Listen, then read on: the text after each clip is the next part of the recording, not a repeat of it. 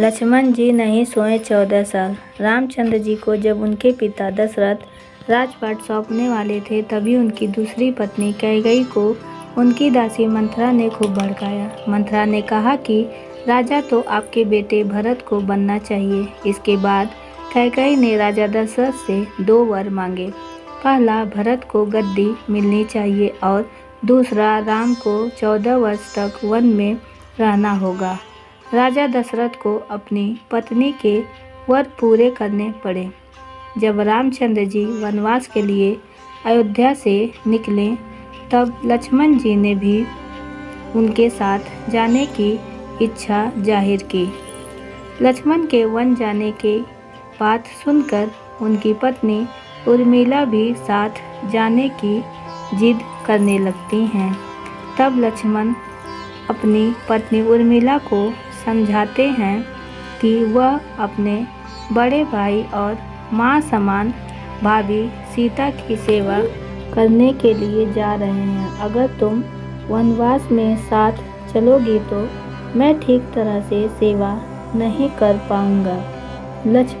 लक्ष्मण के सेवा भाव को देखकर उर्मिला साथ जाने की जिद छोड़ देती हैं और महल में ही रुक कर जाती हैं।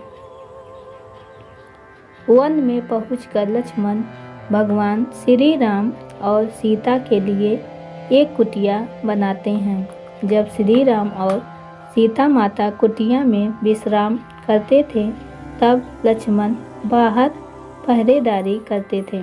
वनवास के पहले दिन जब लक्ष्मण पहरेदारी कर रहे थे, तब उनके सामने निद्रा देवी प्रकट हुई। लक्ष्मण ने निद्रा देवी से वरदान मांगा कि वह 14 साल तक निद्रा मुक्त रहना चाहते हैं। निद्रा देवी ने कहा कि तुम्हारे हिस्से की नींद किसी और को लेनी होगी। लक्ष्मण कहते हैं कि उनके हिस्से की नींद उनकी पत्नी को दे दें। इस कारण लगभग लक्ष्मण 14 साल तक नहीं सोए और उनकी पत्नी उर्मिला लगातार 14 वर्ष तक सोती रहीं। 14 वर्ष बाद जब भगवान राम और माता सीता के साथ जब लक्ष्मण अयोध्या वापस आए, तब नींद की अवस्था में रामचंद्र जी के राज तिलक समारोह में उर्मिला भी उपस्थित थी। यह देख लक्ष्मण जी को हंसी आती है।